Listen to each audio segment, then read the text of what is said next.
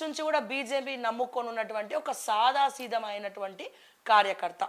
So ఒక కార్యకర్తని పైకి తీసుకురావడంలో ఏదైనా పార్టీ ఉంది అంటే అది బీజేపీ తర్వాతనే ఏదైనా, నో డౌట్ దాంట్లో. సో ఈ రకంగా సీనియర్లను కాదని మొన్న వచ్చిన ఈటల రాజేందర్కి సెంట్రల్ మినిస్టర్ ఇస్తాడంటే నవ్వుతాడు ఓడన్నా. ఆయనకంత స్కోప్ లేదు. ఎందుకు అంటే ఆల్రెడీ నా మీద మచ్చలు ఉన్నాయి, 5,000 కోట్ల స్కామ్ ఉంది కాబట్టి ఇయ్యదలుచుకోలేదని మాత్రం క్లియర్గా తెలుస్తూ ఉన్నది. ఇక పోతే వాళ్ళు ఇక గాళ్ళ మెడలు కట్టుకుంటే ఓడేం చేయలేడు. సో ఇంతమంది సీనియర్స్ని వదిలేసి, పార్టీ కార్యకర్తలను వదిలేసి ఈటల రాజేందర్ని తీసుకుపోయి సెంట్రల్ మినిస్టర్ చేస్తారని చెప్పి ఆయన కలలు కంటున్నాడు. కానీ అంత సీన్ లేదు.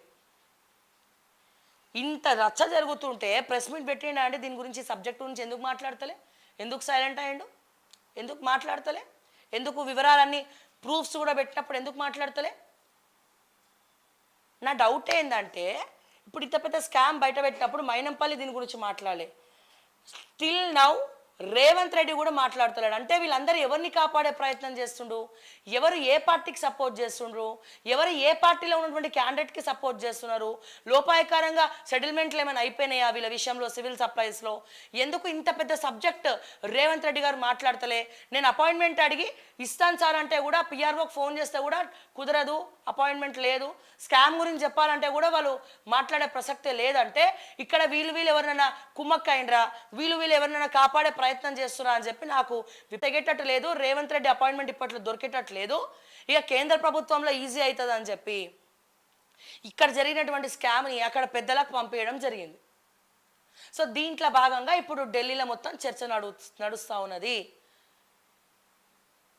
సో దీన్ని బట్టి నేను చెప్పొచ్చేది ఏంటంటే, కార్యకర్తల్ని కాదని చెప్పి, అంటే ఫస్ట్ నుంచి పార్టీలో ఉన్నటువంటి వ్యక్తుల్ని కాదని చెప్పి ఈటల రాజేందర్కి మాత్రం ఒకవేళ పొరపాటున ఎంపీగా గెలిచిన సీటు మాత్రం, సెంట్రల్ మినిస్టర్ మాత్రం రాదు. ఇది క్లారిటీ తెచ్చుకోండి. ఇక ఎగ్జిట్ పోల్స్ అనేవి ఇంకా రిలీజ్ అవ్వలే. జూన్ 1వ తారీఖు వరకు కూడా ఎగ్జిట్ పోల్స్ బయటపడడానికి లేదు. వాళ్ళు గెలుస్తారు, వీళ్ళు గెలుస్తారు అని చెప్పి ముఖ్యంగా తెలంగాణలో అంచనా వేయడానికి లేదు. పక్కనే ఉన్నటువంటి మన తెలుగు రాష్ట్రమైనటువంటి ఆంధ్రప్రదేశ్లో కూడా చెప్పలేనటువంటి పరిస్థితి. అక్కడ జగన్ వస్తారని కొంతమంది, చంద్రబాబు వస్తారని కొంతమంది బెట్లు కట్టుకుంటున్నారు, రకరకాలుగా చేసుకుంటున్నారు, కానీ అక్కడ రిజల్ట్ ఎవరు చెప్పలేనటువంటి పరిస్థితి. సేమ్ అదే పరిస్థితి ఇక్కడ తెలంగాణలో లోక్సభలో ఎవరు గెలుస్తారో కూడా ఊహకు అందదు. బండ్లు ఓడలైతే, ఓడలు బండ్లు అయితే, మరి ఎవరి మైండ్లో ఉంటే రివర్స్లో రిజల్ట్స్ వస్తాయా?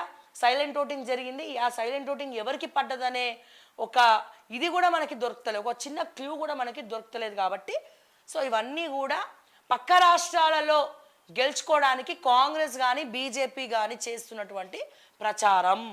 ఎందుకు? పక్కన లోక్సభ అవుతుంది కాబట్టి ఇక్కడ బీజేపీకి ఇన్ని వచ్చినాయంటే వాళ్ళు బీజేపీకి వేస్తారేమో, ఇక్కడ కాంగ్రెస్కి ఇన్ని వచ్చినాయంటే 2 సీట్ల నాడ కాంగ్రెస్కి వస్తాయేమో, అట్లా సోషల్ మీడియాలో బాగా హైప్ పెంచుకుంటున్నారు తప్ప అసలు సిసలైనటువంటి రిజల్ట్ అనేది ఎవరికి కూడా తెలియదు. జూన్ 4వ తారీఖు వరకు ఆగాల్సిందే.